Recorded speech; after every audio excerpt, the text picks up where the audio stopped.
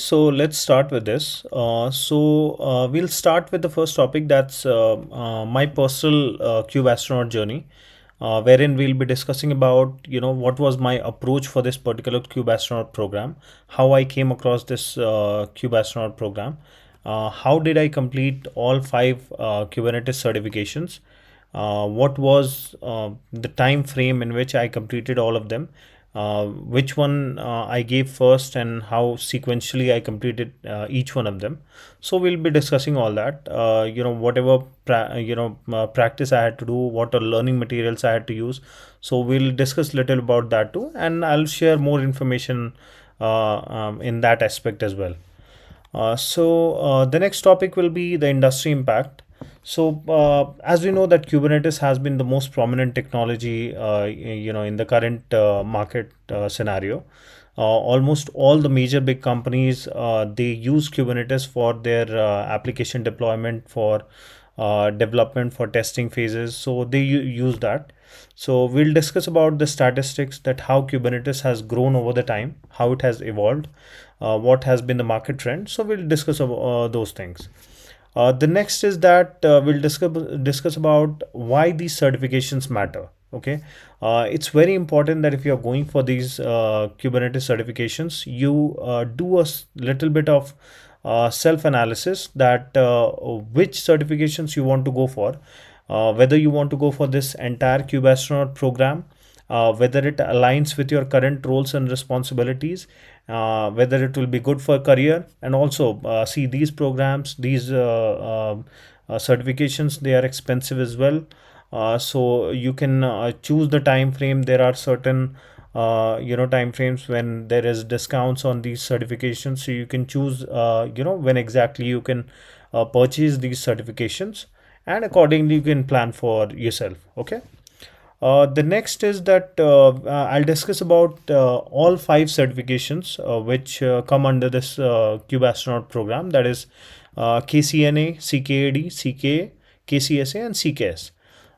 Each exam has a particular scope. It covers certain topics, a certain level of topics, whether it is a beginner certificate, I mean, it's for a beginner or intermediate level, or for your expertise. Okay, so I'll explain each certification in detail. We'll go through the topics that are to be covered in each and every certifications, and how you can approach to each and every topic, which ones are important for each of the certifications. So I'll cover those.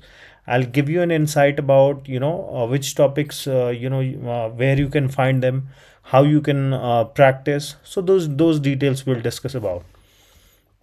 The next is the industry leaders. We'll discuss little about a bit about this, that how the major companies, they are using Kubernetes for their platforms. So we'll discuss about that. Next, my personal journey. I would like to discuss little bit about the lessons that I have learned from these Kubernetes certifications, like how the this knowledge that I have gained while I was going through this certifications. I'll discuss little bit about that.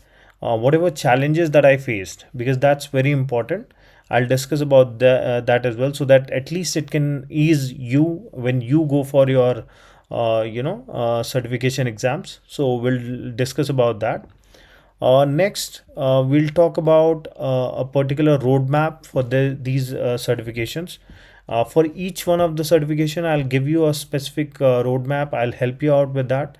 That how you can plan for it, how much time you can invest for it, how many topics you can cover in a particular time frame. I'll give you a little bit of insights, based on my experience. Definitely, you can alter it, you can adjust it based on your capacity, your expertise, your previous experience.